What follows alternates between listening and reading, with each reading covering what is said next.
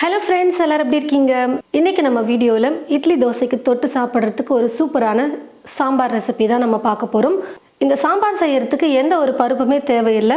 ரொம்ப இன்ஸ்டன்ட்டா சீக்கிரமா நல்லா டேஸ்டியா இட்லி தோசைக்கு தொட்டு சாப்பிட ஒரு சூப்பரான சாம்பார் தான் இப்போ நம்ம பார்க்க போறோம். ஒரு குக்கர் எடுத்துக்கிட்டு இந்த குக்கர்ல 2 பெரிய வெங்காயம் எடுத்து இந்த மாதிரி கட் பண்ணி எடுத்து வச்சிருக்கேன். 3 தக்காளி பழத்தை கட் பண்ணி எடுத்து வச்சிருக்கேன். இந்த ரெண்டையும் சேர்த்துக்கலாம். 3 பச்சை மிளகாவை சேர்த்துக்கிறேன். காரத்துக்கு தேவையான அளவுக்கு மிளகாய் தூள் சேர்த்துக்கலாம். நான் வந்து பார்த்தீங்கன்னா இப்போ 1/2 டீஸ்பூன் அளவுக்கு வெறும் மிளகாய் தூள் சேர்த்துக்கிறேன். 3/4 டீஸ்பூன் மல்லித்தூள், 1/4 டீஸ்பூன் மஞ்சள் தூள், ஒரு 10-12 பல் பூண்டு வந்து கூட சேர்த்துட்டு தண்ணி வந்து தேவையான அளவுக்கு சேர்த்துட்டு வேக வச்சு எடுத்துக்க போகிறோம். நான் வந்து பார்த்தீங்கன்னா இப்போ 1/2 லிட்டர் அளவுக்கு தண்ணி சேர்த்துருக்கேன். இப்போ குக்கர் மூடி போட்டு மூடி வச்சுட்டு 3 விசில் விட்டு நான் வந்து வேக வச்சு எடுத்துக்க போகிறேன். நான் வந்து பார்த்தீங்கன்னா குக்கரில் ஒரு 3 விசில் விட்டு எடுத்துக்கிட்டேன். நல்லா விசில் வெயிட்டும் வந்து குறைஞ்சி வந்துருச்சு. தக்காளி வெங்காயம்லாம் வந்து பார்த்தீங்கன்னா நல்லா வெந்து வந்திருக்கு. தண்ணி இல்லாமல் வெறும் இந்த வெங்காயம் தக்காளி பச்சை மிளகாய் மட்டும் ஒரு மிக்ஸி ஜாரில் சேர்த்துட்டு நல்லா நைஸாக அரைச்சி எடுத்துக்கலாம். இந்த மாதிரி வெங்காயம் தக்காளியை நல்லா நைஸாக அரைச்சி எடுத்து வச்சுக்கோங்க.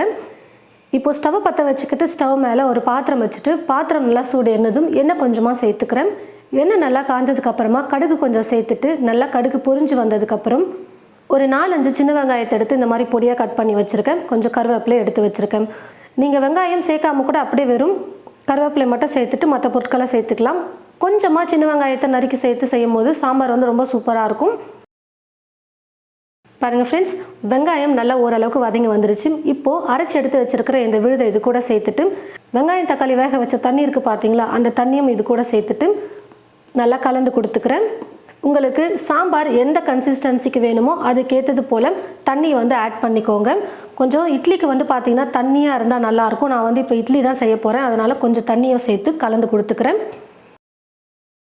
ஒரு கப் எடுத்துக்கிட்டு இந்த மாதிரி ஸ்பூன் ஃபுல்லாக கோபுரமாக 1 டீஸ்பூன் அளவுக்கு கடலை மாவை சேர்த்துட்டு தண்ணி கொஞ்சமாக சேர்த்து நல்லா நைஸாக உருண்டைகள் இல்லாமல் கரைச்சி எடுத்துக்கலாம். பாருங்கள், நல்லா நைஸாக உருண்டைகள் இல்லாமல் நல்லா கலந்ததுக்கப்புறமா இது கூட சேர்த்துக்கலாம்.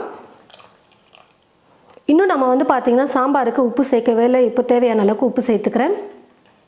எல்லாத்தையும் சேர்த்து நல்லா கலந்து கொடுத்துட்டு ஸ்டவ்வை கொஞ்சம் மீடியம் ஃப்ளேமில் வச்சுட்டு கொஞ்சம் நேரம் குக் பண்ணிக்கலாம். குறைஞ்சது ஒரு 7-8 நிமிஷத்துக்கு சாம்பாரை வந்து பார்த்திங்கன்னா நல்லா கொதிக்க வச்சுக்கோங்க. நம்ம சேர்த்துருந்த கடலை மாவோடைய பச்சை மணமும் போகணும். அப்போ தான் சாம்பார் சாப்பிட நல்லாயிருக்கும். கடலை மாவோட பச்சை மணம் இல்லாமல் இருக்கும். எல்லாத்தையும் சேர்த்து நான் ஒரு 8 நிமிஷத்துக்கு குக் பண்ணி எடுத்துக்கிட்டேன். இப்போ ஸ்டவ் ஆஃப் பண்ணிக்கலாம். சாம்பார் வந்து பார்த்திங்கன்னா நல்லா டேஸ்டியாக ரெடி ஆகிடுச்சு. கடைசியாக இப்போ இது கூட பொடியாக நறுக்கிய கொத்தமல்லியை கொஞ்சம் சேர்த்துட்டு நம்ம இட்லியோட சர்வ் பண்ணிக்கலாம்.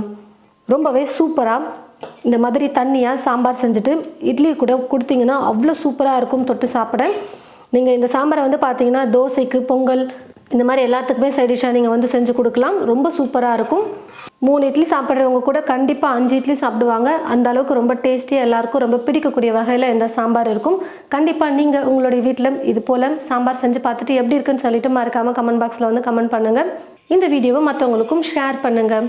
இது போல் நிறைய ரெசிபீஸ் பார்க்க தமிழ் ஃபுட் மசாலா சேனலை மறக்காமல் சப்ஸ்கிரைப் பண்ணிக்கோங்க. தேங்க்யூ.